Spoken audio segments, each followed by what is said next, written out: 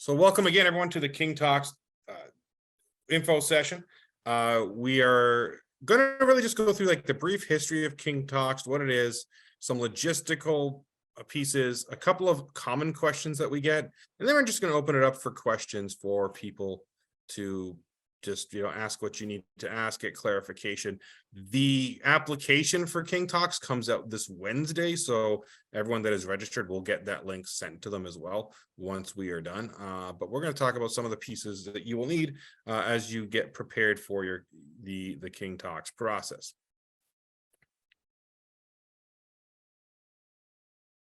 So here's some essential details about King Talks. King Talks will take place on January 26, 2023. They're 10 to 12-minute TED-style talks based on your interests, your research, or the conference theme, which the conference of the MLK Symposium this year is the Revolution or the Evolution of Dr. King. What this theme is speaking to is how Dr. King's tactics really changed over time, and how we can look at changing our tactics as we're trying to bring a more just and equitable world. The King Talks, I said, they are TED-style talks. So, we're looking for something that's short, sort of to the point, and really conveys a message. One of the questions we often get is, does this have to be exclusively based on research I do? And the answer to that is no, it does not. It can be, we've had speakers over the years speak about things that have happened to them personally. We have had speakers who talk about their academic research. We have speakers who have spoken to something that they have studied, but is not necessarily formally part of their program. It really just depends. The key is, can you link your talk to the conference theme? If you can do that, then you're in a position to apply to the King Talks as a Rackham graduate student. So the history in brief. So Rackham has always participated in the Martin Luther King Symposium, in January. When I was brought on, there was an initiative for a special MLK event. Before that, it had just sort of been whatever we could come up with every year. And they wanted something that was special. And when I was brought on to take it over, to also look at something that was repeating, or something that could be a tradition at Rackham. And so in thinking about that, the idea is, how do we showcase student talent? Because we could bring an outside lecture, we could show a movie, we could go to a museum exhibit, but we wanted to showcase specifically student talent and give students a mentored experience that would help them professionally as well. We wanted a value add for both the campus community and our students here at the Rackham Graduate School. And so that's how we kind of came up with King Talks. The idea is that a lot of people like to watch TED Talks, and the idea that who better to speak on topics of their research or topics related to the symposium than the students who are experiencing it and living it. And quite often we don't think there's enough opportunities for students to showcase who they are. So that's kind of how the King Talks came in. The idea was it was going to be a repeat event every single year. We've had 5 years. This will be year 6 coming up, but over the first 5 years, we've had over 26 speakers. We average about 5 speakers a year. So it's an event that most people look forward to at Rackham, and we actually get quite a bit of buzz and a decent sized crowd for every year. Some key dates of the application process. November 1st is the deadline to apply. It's a pretty hard deadline to get everything in. We're looking at the week of November 16th for the first meeting, the week of January 26th for in-person rehearsal. So you're performing on the 26th. The evening of the 25th will need to be bookmarked for a dress rehearsal in the Rackham Auditorium. And then on the 26th, we ask speakers to book 5 to 7 p.m. for the event. You're probably going to want to book that a little bit out, like more like 4 to 8, because after the event, there's a reception, and we want that block of time reserved. It just works better when we have flexibility in that. And it will be at the Rackham Auditorium. If you've never been to the Rackham Auditorium, it's a large facility. It holds up to 1,000 people. It has a nice big stage. You will have lots of techie things around you, like confidence monitors on the floor, so you can see your slides before you advance them.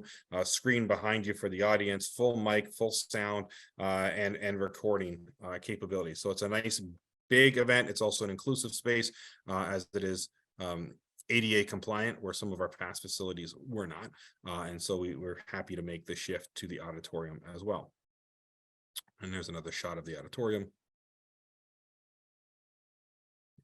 So what's the process? Speakers who are chosen will arrange a regular meeting time with an alumni coach. So the great thing about King Talks is once you are a King Talk speaker, you have the opportunity to come back and help with the program.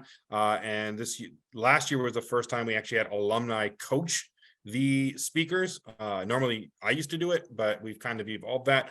So you're going to arrange regular meeting times, probably once a week with your coach. We do group training sessions every other week on average. It kind of varies, but probably about 2 a month, where the entire King Talks team comes together and gives feedback. Every meeting you'll leave with a target to achieve for your next group meeting. So typically it starts with get down what you're trying to say, and then we talk about having the first 2 minutes, and then we go into the middle part, and then we work on the conclusion. So as we go through the process, you'll actually be given benchmarks of what you need to have for the next meeting, and within that, maybe benchmarks you and your coach set on a one-to-one basis. And then occasionally they'll check in with the King Talks coordinator, that's me, just to see how things are going. Those are a little bit less formal because I have awesome coaches to do most of the coaching, but it just offers another perspective and sometimes helps answer some logistical questions that I usually have the answers to. I'll say the big thing about the process here is that this is a group process. King Talks was sort of founded on the idea of it's not just a coach helping students, that's part of it, but it's students getting feedback and helping students grow. The circle process, the group feedback model that we use is really, really helpful in sort of soliciting the room for different opinions and helping the speakers make choices that are best towards their talk, and making sure that they can give the best performance that they can. Some other benefits. You become a much stronger speaker. We ask our students every year, what was the benefit? And always one of the answers that they feel like they become a better public speaker because of this. And more specifically, the idea of taking one concept, one idea, and really speaking on it for 10 to 12 minutes is really a skill that is valuable and taught through this, that students come back and tell us is really a benefit. It's fun. It is a fun process. The time flies. It's an intense process, but the time flies. It's a great time. You get a professional video of you speaking. We have Dan Russell Video coming in. They come in every year. They do really, really good stuff. You will get a copy of your speech video to use however you want. And we've had students use them in portfolios, post them to LinkedIn, just have them for their own personal enjoyment. But it's professional grade quality video, which is another reason we moved to the auditorium, because it provides a really good backdrop for you to have that video.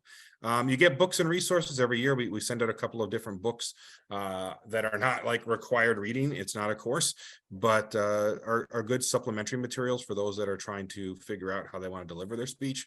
And of course, there's an honorarium of $1,500 that we give to our King Talk speakers. That $1,500 comes to you once you've completed your King Talk on stage. And so that's the piece that kind of comes with it. It's not an installment plan. It's once you've given your King Talk, we process the paperwork for the $1,500. And the other benefit is that you to some degree have to be comfortable with this, that your face will be on a lot of promotional materials, both mainly digital, some of them printed outside the Rackham building. But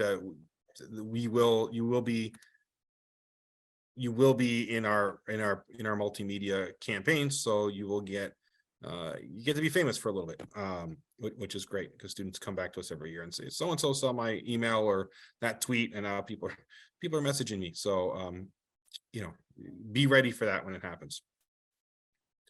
Here's just some of the slides from some past talks we've had, that have gone out on social media. So let's talk about the application. The application has a few basic questions. There's a question about your past speaking experience. We just want to know what that is, so we can get a sense to some degree of what type of speaker you are. There'll be questions linking your ideas and your thoughts to the theme. In the application, we will have a description of what the theme is, and we want you to really link your ideas to that theme so that we know it fits. There'll be questions about your availability in general, and of course, are you available for the King Talks and some of the key benchmarks as we go through that. We're going to ask for a speech outline, and we're going to ask for a video link. And the video link is, in the past years, we just wanted a video of you speaking. You could be speaking your outline, or you could be given a portion of your speech. This year, the change is that we're going to ask you to speak the first 2 minutes of your talk.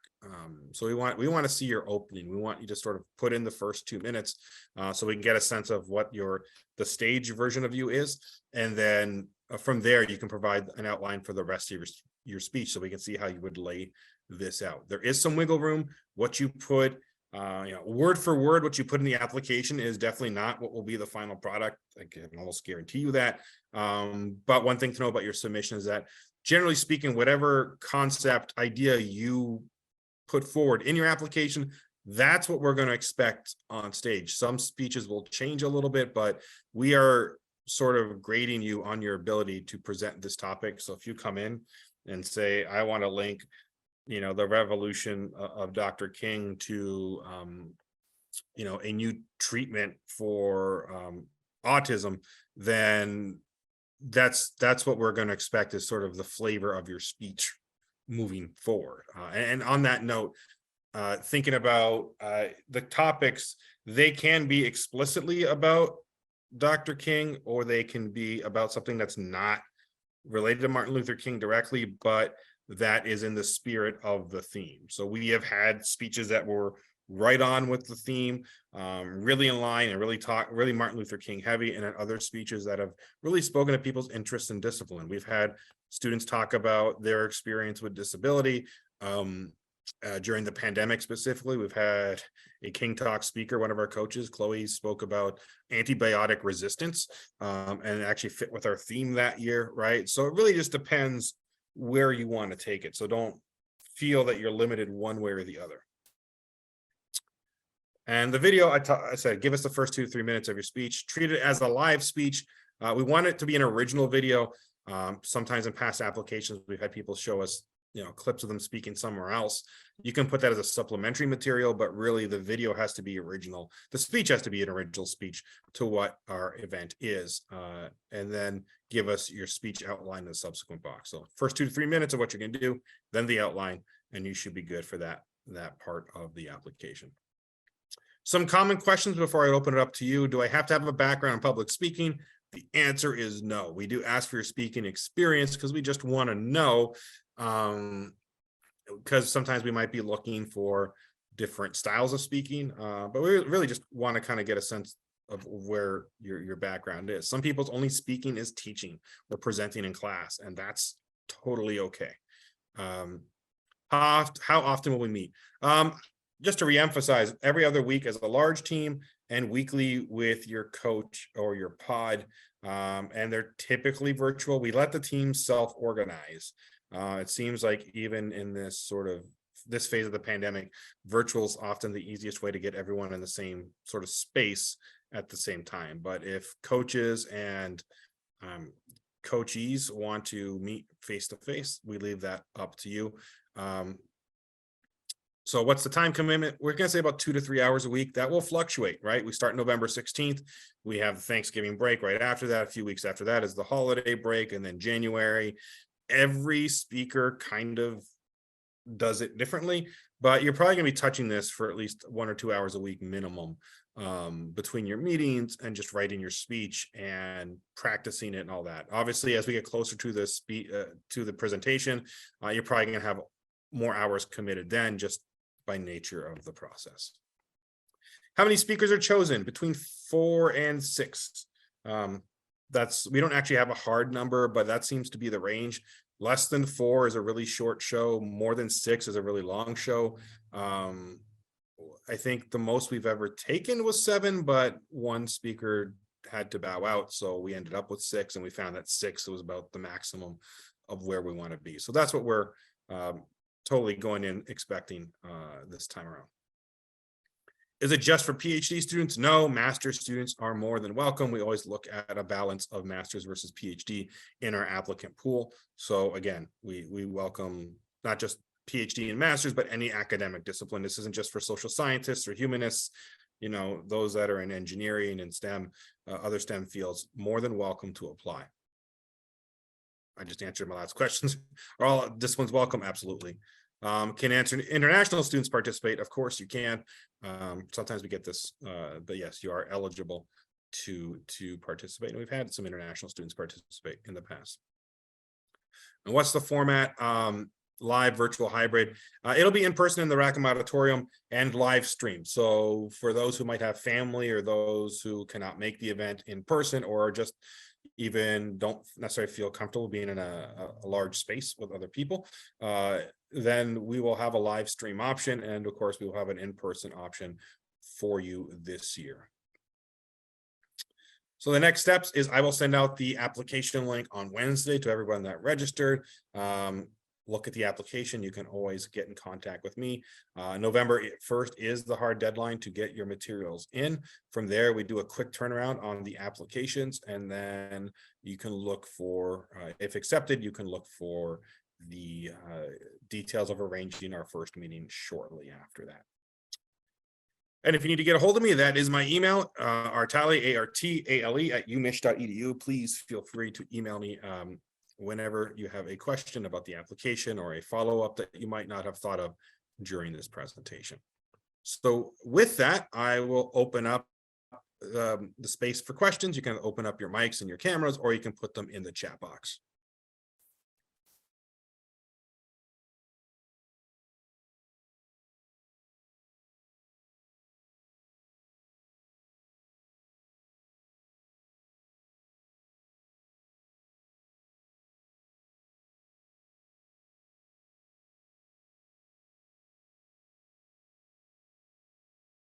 No questions from one of our participants, so you're very welcome.